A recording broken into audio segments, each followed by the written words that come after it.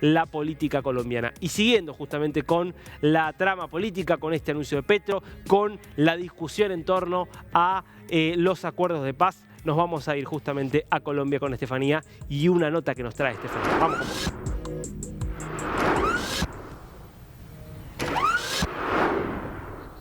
DNews en vivo desde el lugar de la noticia con uno de los principales temas de la agenda política de hoy en Colombia. Esta propuesta / anuncio que hace el presidente Gustavo Petro acerca de convocar a una Asamblea Nacional Constituyente. Tenemos a Carlos Alonso Lucio, él fue senador de la República, es una persona que conoce muy bien estos temas, además fue parte de la extinta guerrilla del M-19. Carlos Alonso, es un gusto tenerlo con nosotros en estas pantallas y micrófonos.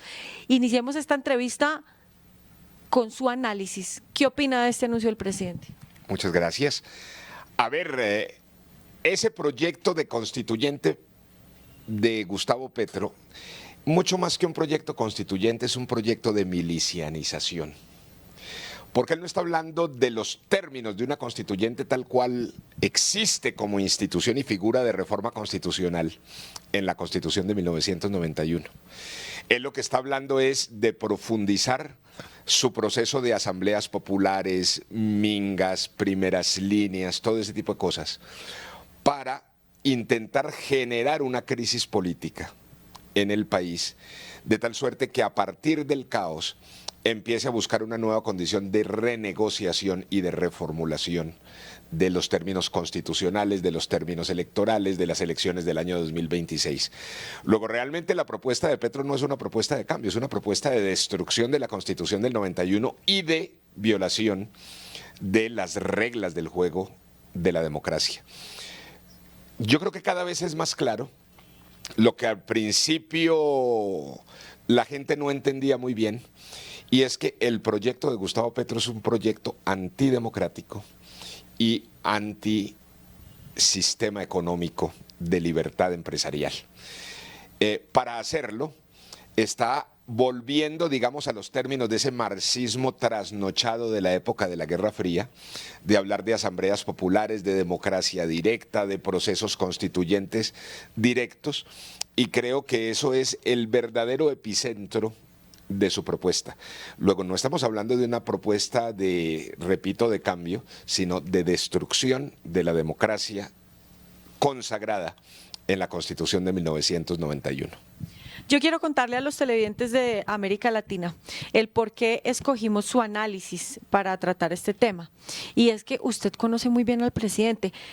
Ha pasado que la mayor parte de las cosas que él ha dicho que no va a hacer son las que está haciendo. Claro, además porque, por una razón elemental, porque lo que está haciendo es impresentable.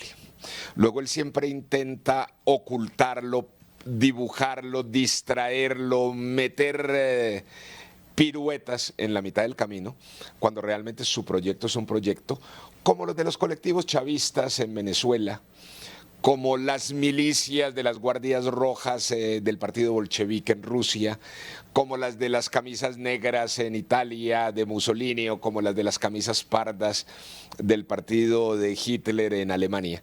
Es decir, ese modelo de ejercer la política a través de métodos violentos, organizando a sus bases sociales, ideológicas y partidistas en organizaciones milicianas, es una metodología que conoce el mundo desde hace más de 100 años ya, y que es tremendamente peligrosa y que acaba con la democracia.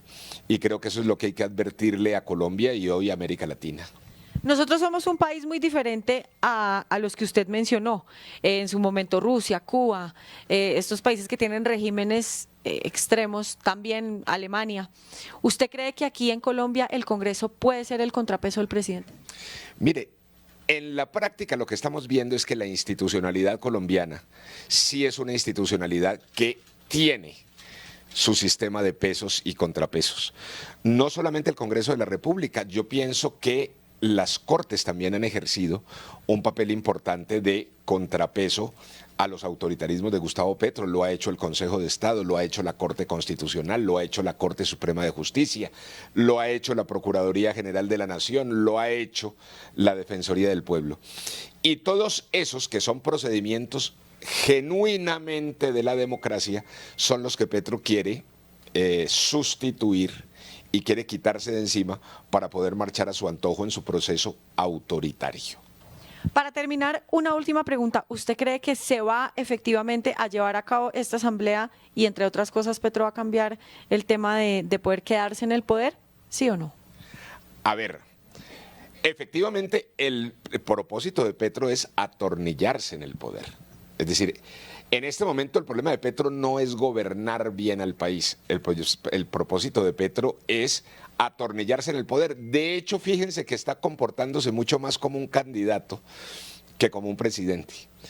A él no le importan las reformas, a él no le importa que se quiebre el sistema de salud, a él no le importan esas cosas. Él está desarrollando toda una estrategia para generar un caos que lleve al país a una crisis